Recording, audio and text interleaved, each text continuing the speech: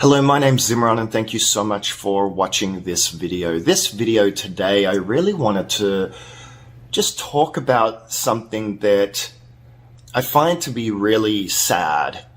And I say sad because we as humans, we share the same planet. We share the same oxygen. We share the same oceans and water, to a degree that the planet is surrounded by the same oceans and the same water and all of this sort of stuff. And rather than being open to all possibilities and and honoring people's belief systems and their right to believe whatever that they want to believe and so forth, as long as they're not hurting and harming other people, obviously.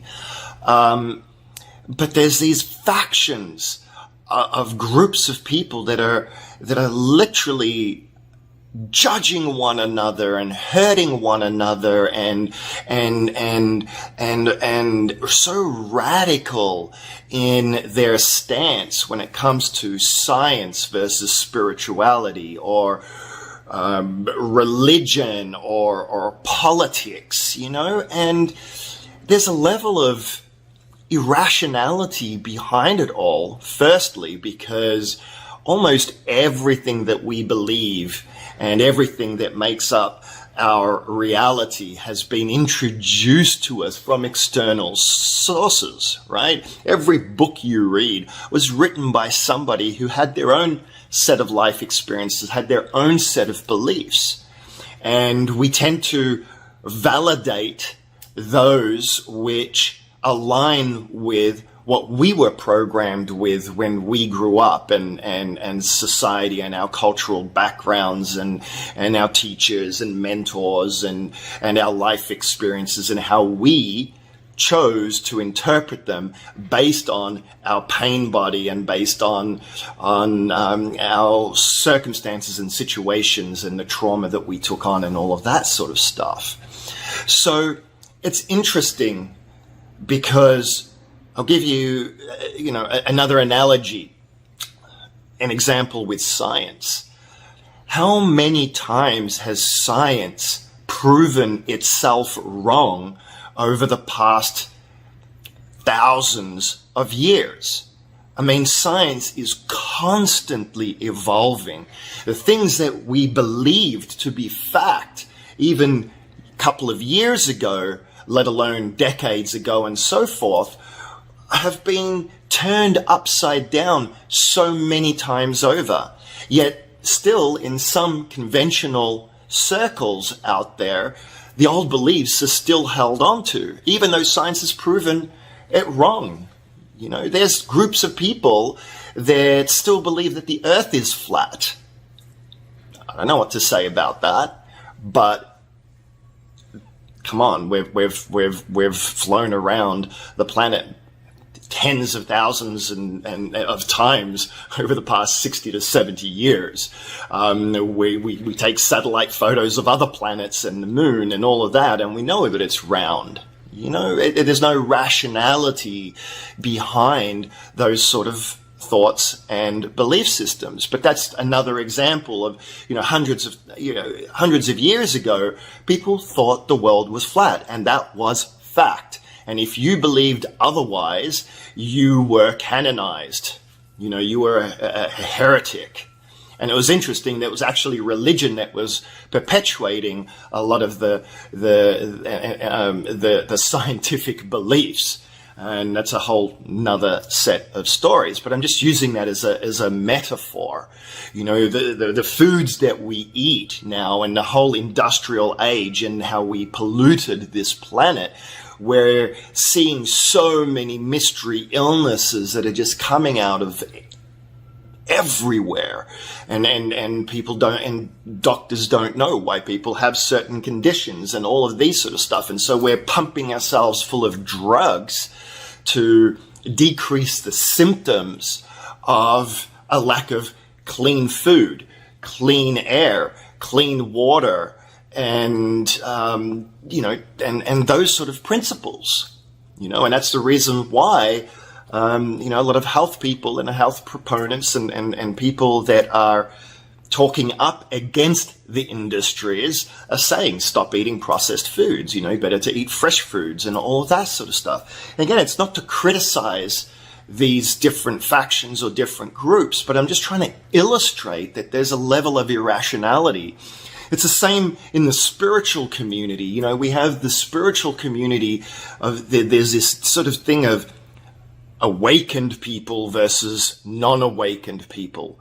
What the heck does that mean? Now, I get what they're trying to say. People that are open to spiritual concepts versus people that are not open to spiritual concepts and that are more shut down to that. But there's a judgment in that. There's a condemnation in that. There's an arrogance in it. There's a I'm holier than thou in that. Yet, when you pull back the lens a little bit and you look at the truth behind what people believe, myself included, what I believe is what I believe, and that's what I'm putting out there, right? My beliefs based on my experiences. And for some people, I might be considered to be a kook. For other people, I might be considered this amazing, wonderful, cool teacher or coach or mentor that has these really profound concepts and that's able to help a lot of people with their lives and realize themselves as God and create greater mastery over their life circumstances. But the point is that everybody has their own belief systems for a reason. And nobody deserves to be judged for that. And what's interesting is that the spiritual community, in some ways, considering they're so-called awakened, should be the least judgmental. They should be the most inclusive. They should be the most understanding, considering they started with the same beliefs and they were non-awakened at some point. I go onto social media. I'm a part of all these different spiritual groups, and some of the posts and some of the questions that are being asked and the answers that people are putting in there are frightening. Really, really scary. And look, I'm not saying that in other groups that are more political based or more religious based or other types of belief systems don't also have a lot of radical belief systems and like this whole concept of what's happening now with the big division in politics. If you're a Republican, you're this. If you're a Democrat, you're that, and all of that. Yet, really, honestly, whether the left or the right is in, there's an agenda that's happening behind the scenes politically, a corporate agenda that's happening behind the scenes, and it ultimately, and I don't like to get political, but neither one of them are panacea, and neither one of them are, they all have their agendas. Let's just put it that way. So, what's the protection for you? What is the best place to be? The best place to be is to be the open book, as my teacher used to say. Be the open book. Don't judge, because judgment, as far as I'm concerned, is one of the greatest evils on this planet. It creates division and separation in a time in the world when we should be unifying. Where is the love? Where is the unconditional love and compassion for one another? Let's just say that you are right. Does that mean that you should condemn everybody else? for not believing what you believe? How is that helpful? How is it helpful? Be the example. Show people the truth through your example, through how you lead in the world, how you live in the world.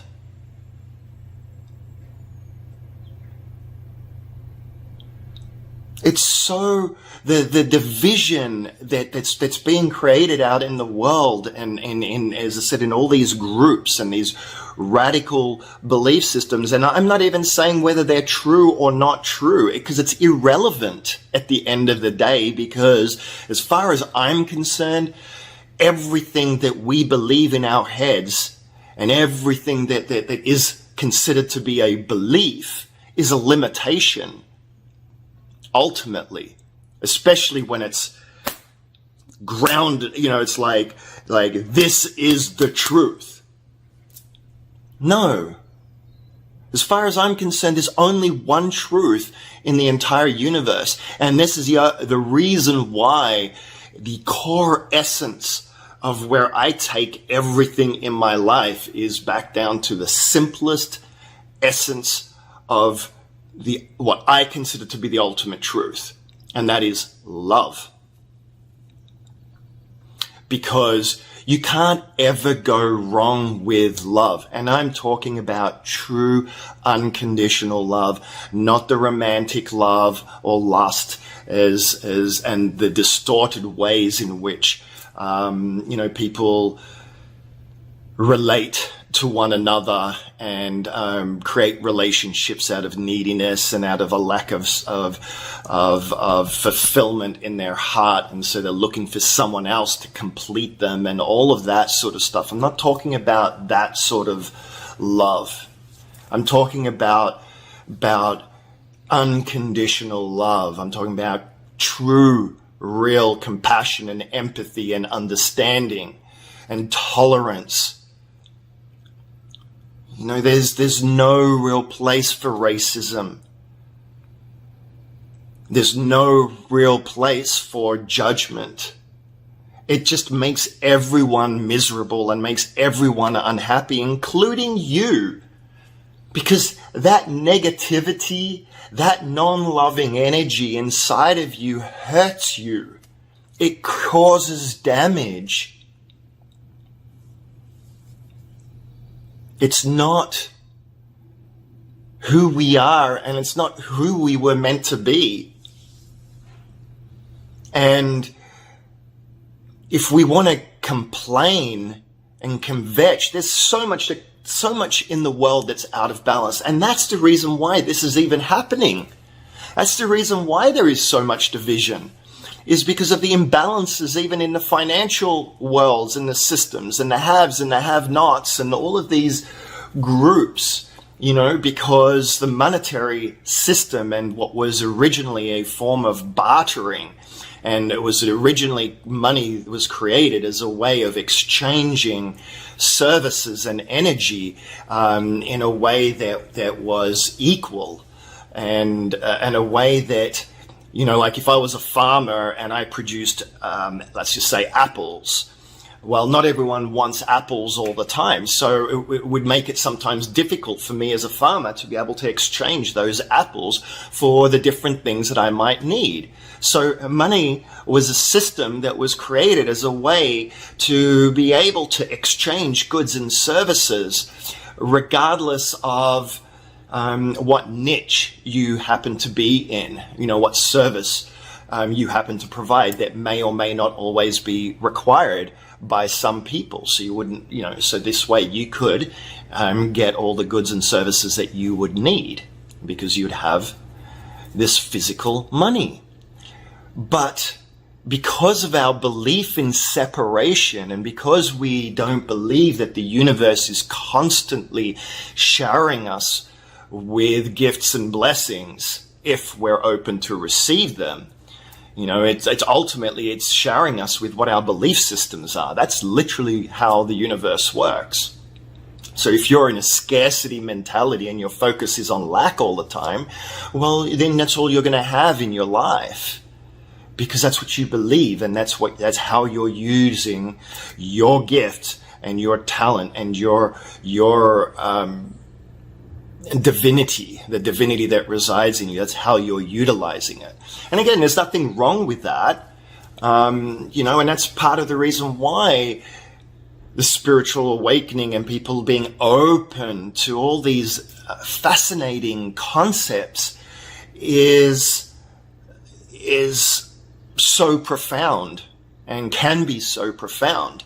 And I know that a lot of the times when people have their spiritual awakenings, they get very passionate about it because the whole new world opens up to them and they realize, holy moly, I've been living a lie, and there's so much more to this world and so much more to life. And so they get passionate and excited, and then what they want to do is help other people.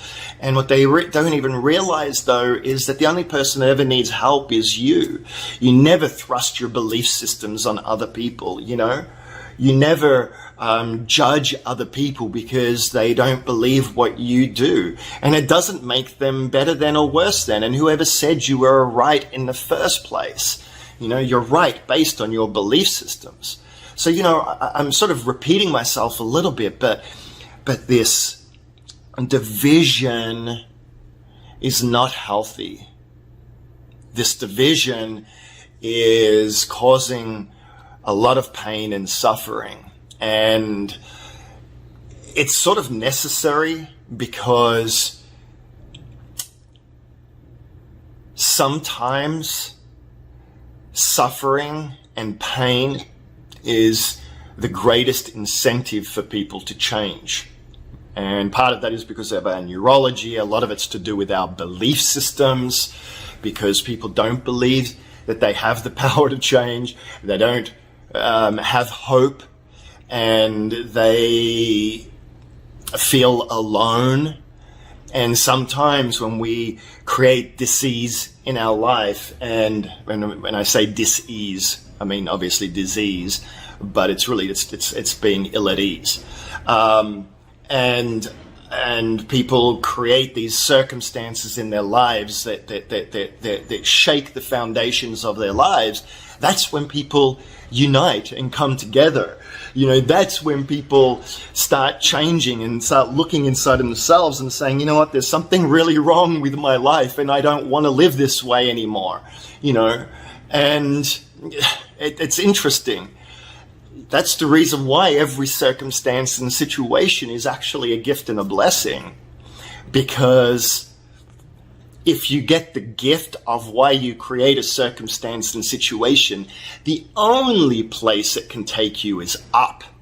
The only place you can do is rise above from where you were previously. And that requires being open. When we're open to all possibilities and all belief systems and all races and colors and these the very beauty and essence of what makes this planet so amazing is the diversity that we have. It would be so boring to live on this planet if everyone was all the same. We have such beautiful cultures. We've got the Asian cultures. We've got the black culture.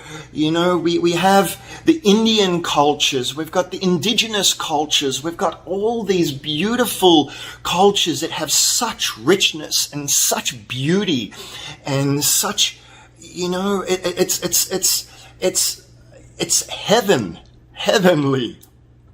It's heavenly. It truly is heavenly to me. And yet we discriminate, we judge, we criticize, and we don't lead with examples. And going back to the very beginning, science is constantly evolving. So to be limited with science and thinking that science is the answer to everything is equally as ridiculous to thinking that spirituality is the answer to everything. Okay? And what I mean by that, I mean that by the limited belief systems of how spirituality is held when it comes to science versus spirituality. Because to me, everything is spiritual. There is no such thing as anything that's not spiritual. And same with the religions. Every religion has these beautiful, beautiful, amazing parts of themselves and rituals, and they all came from the same core philosophies and so forth. Now, the fact that over time people distorted them and put their own spin on it, and the translations and all of the Chinese whispers is how I describe it. You can get a group of people in a room and play Chinese whispers, and the message gets totally distorted, and that's just in a span of 20 minutes with, say, 10 people. So these stories and these books and things that have been translated and rewritten and things have been taken out that we know have been taken out of the Bible and stuff like that. There's things that are worth questioning about it. So to be radical about it and to say that Jesus is the only way, well, what about Buddha? And what about Muhammad? And what about Amma? And what about all these other great masters and saints that have not only walked throughout the history of time on this planet, but there's people currently that live in that same capacity, that same level of consciousness on the planet today.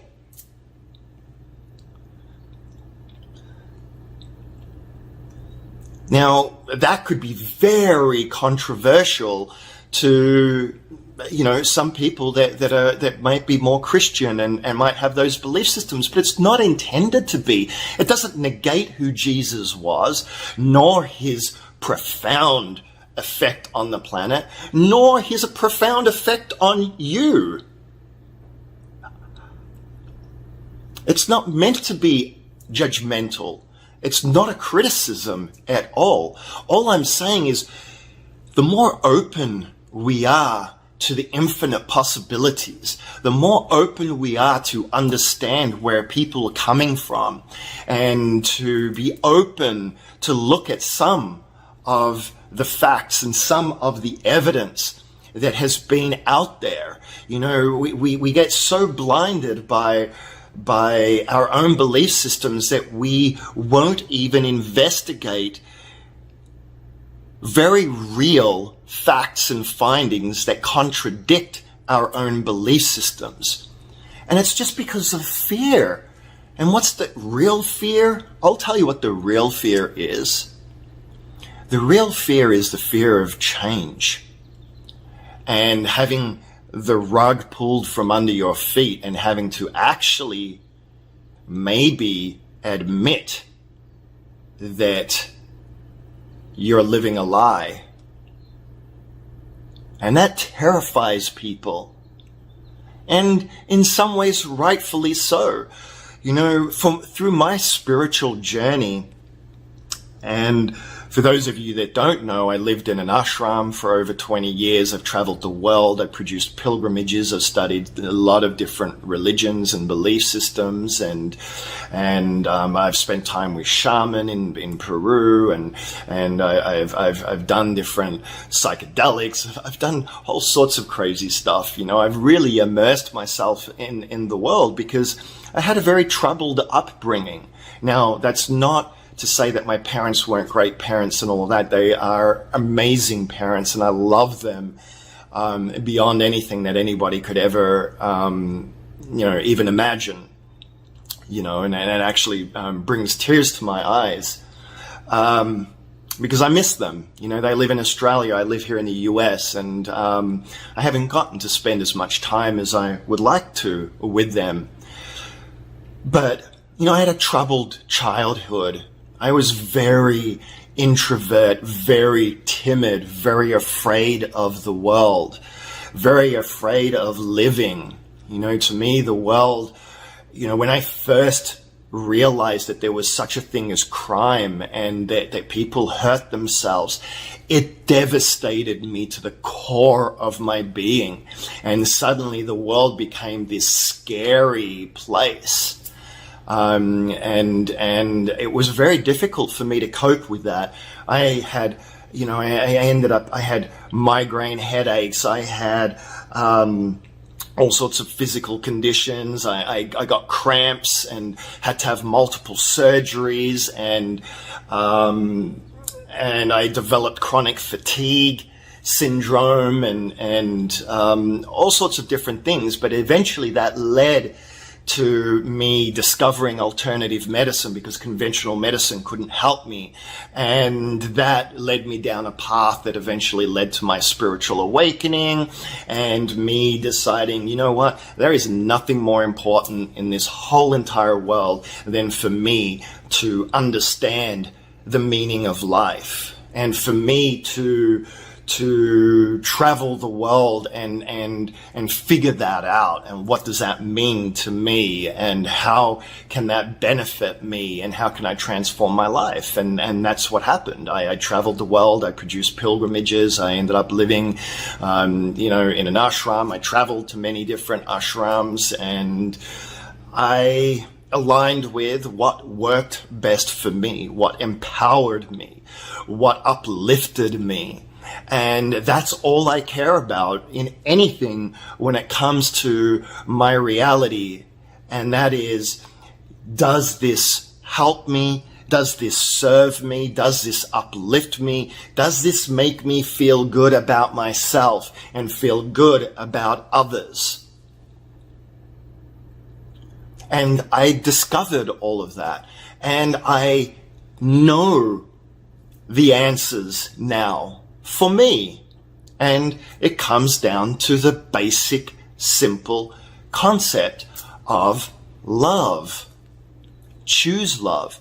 Be love. Focus on love. And everything else will take care of itself. It's the most simplest concept. And the truth is that the truth is always simple. So, the fact that I've had ET experiences and had my consciousness beamed up onto a spaceship, or the fact that alternative medicine healed me of a lot of ailments and stuff that conventional medicine couldn't, which one could say science couldn't. The fact that science has now, through quantum physics and through neuroscience, now understanding more and more about how the brain works and how we're all completely 100% interconnected, and that we're able to actually connect through meditation and through being in the moment and so forth to a greater consciousness. Stuff that science is only just discovering, that religions and many, many different sects of spirituality have known for tens of thousands of years.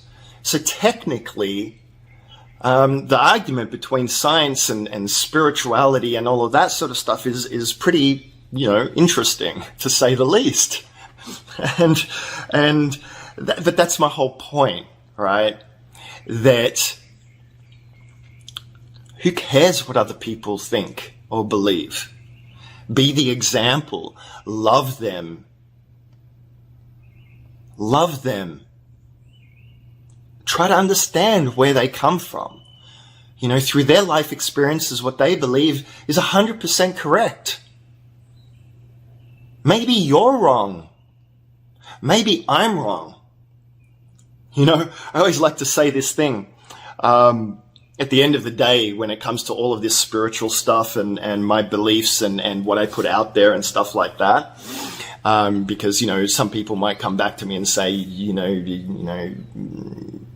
what you say is crazy, and it's not grounded in reality, and it's all woo woo and all of that funny stuff. All I can say to that is, and what I usually say to that is, well, I prefer to feel love in my heart.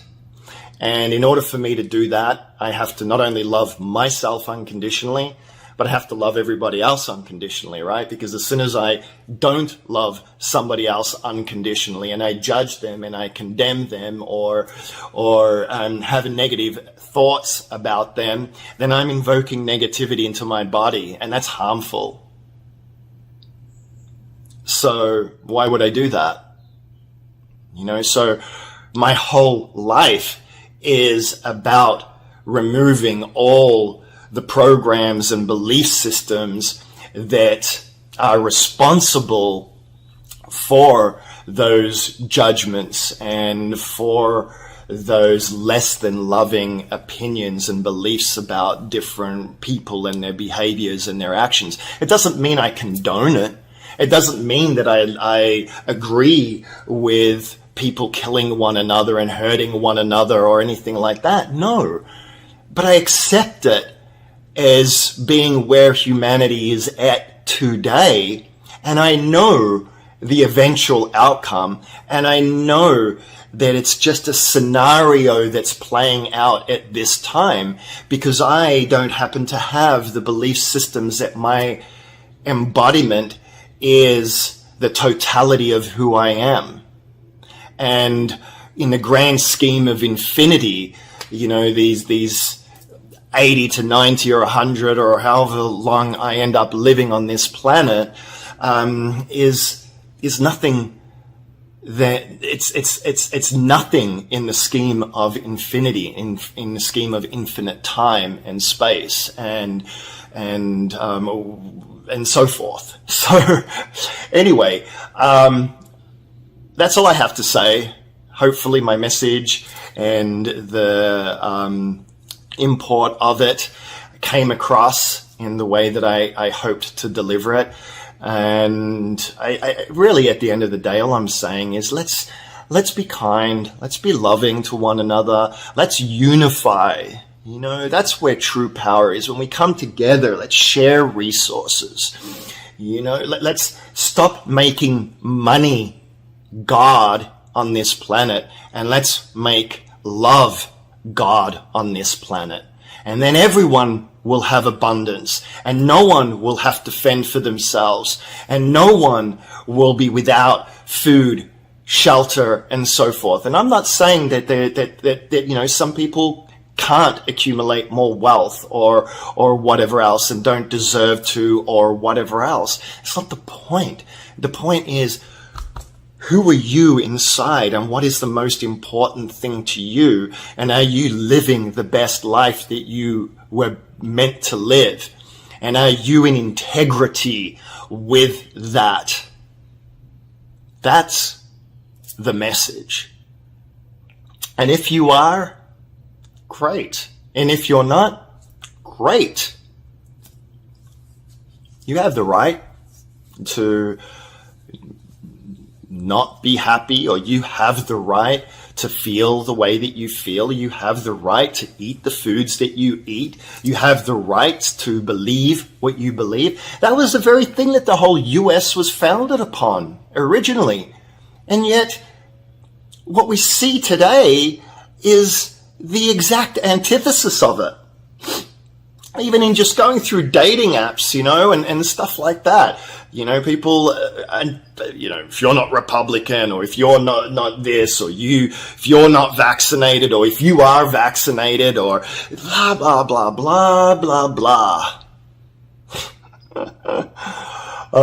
So anyway, share, comment, criticize, ask questions, ask for clarification, agree with me, don't agree with me, whatever you need to do or whatever you feel compelled to do. I really actually appreciate it all. And if you're interested in finding out about my coaching program and how I can help transform your life and literally make magic happen and open you up to possibilities that you never thought possible in any area of your life, including business. Okay. I don't talk a lot about business on these videos. I will at some point talk about more businessy sort of concepts and things like that. But ultimately, the greatest richness that I feel that I can deliver to people is what's here, and that fulfilled heart and happiness, right? Because everything else everything else stems from here and comes from here.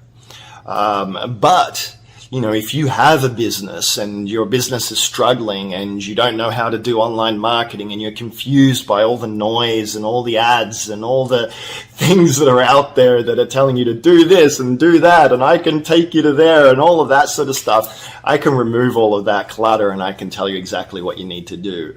The reason is because there is no one size fits all. And I would do an extensive analysis of everything, including you and where you're at and what your strengths and weaknesses are and what your business is and what you're trying to accomplish and what your goals are. And from there, come up with the ultimate plan for you to be able to scale your business in the way that is right for your business, and including which platforms and how to automate systems and all of that sort of stuff. I'm actually a very techie person. I had multiple companies where we used to, do web development and online marketing and search engine optimizing and I had an agency and all sorts of things like that.